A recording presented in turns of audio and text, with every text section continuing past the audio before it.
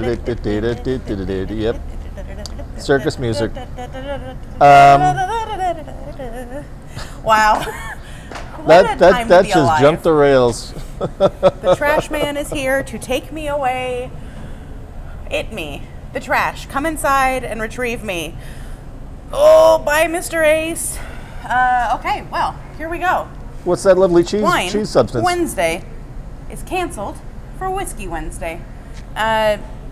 Sorry, not sorry. We're not sorry at all, actually. No. I take that back. I don't apologize for anything. We I'm are actually here. quite happy about it. We are trying Quite our happy. best.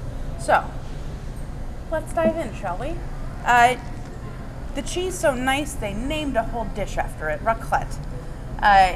It is confusing to talk about raclette because sometimes people are talking about the dish and sometimes people are talking about the cheese and sometimes they're making the dish with a different cheese and that hurts my feelings. You can do it, there are no rules and I'm not your mother. However, this is the cheese that started it all. Raclette comes from Started all of what? Started the dish, raclette. Okay. Right? You said started it all, and I'm like, started all of what? Geologic time? The history of cheese? I mean, time itself was started Okay. by this cheese, All right. just Okay. so we're clear. All So, right. in history, according to Adri, the world was started with raclette. It comes from a French Swiss dialect verb, racler, which means to scrape.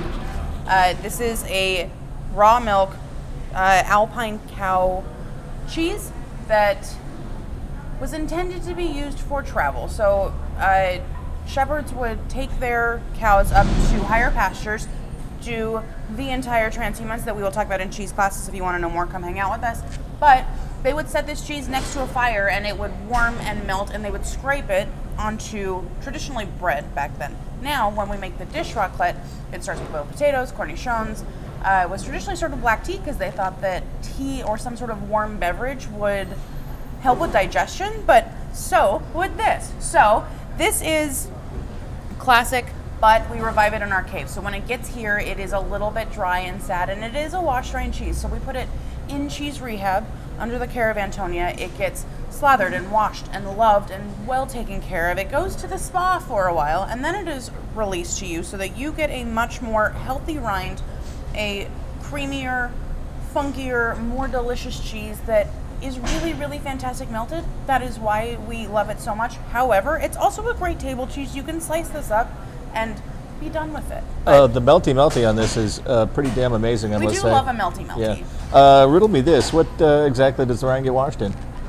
Salt and water. Salt and water? Saltwater brine situation. Has the cheese goddess ever wanted to rind it with something else, or? I think if she Experimental had thoughts? the bandwidth to be playful, she would, but she's busy keeping all of us afloat and just making cheese come out of the cave. So someday, Antonia, if you feel like being playful, consider this the Francis request.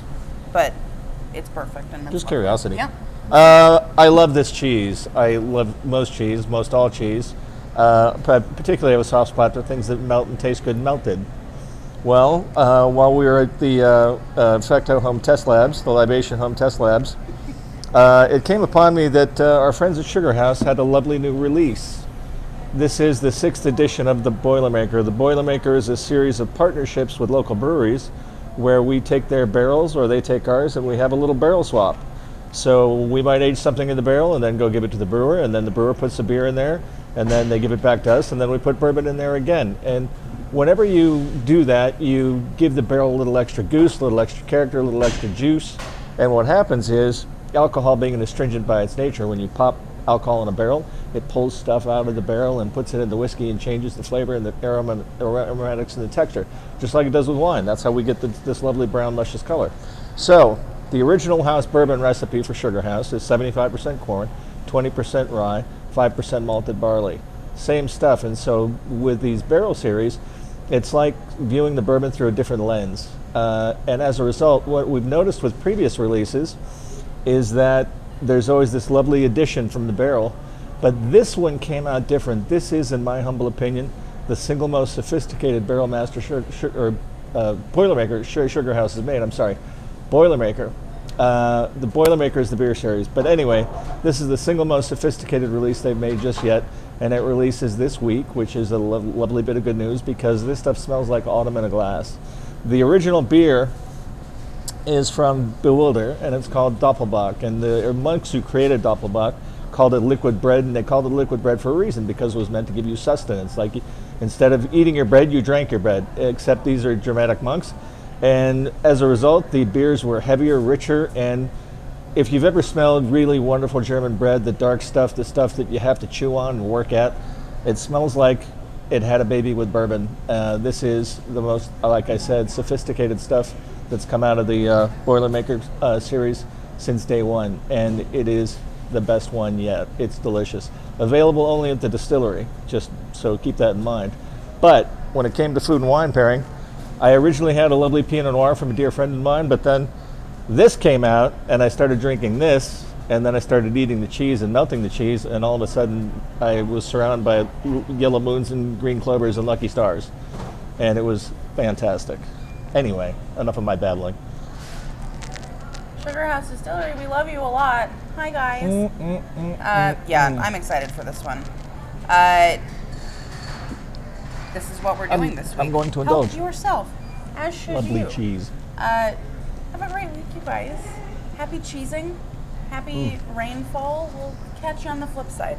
Time to dunk the cookies in milk.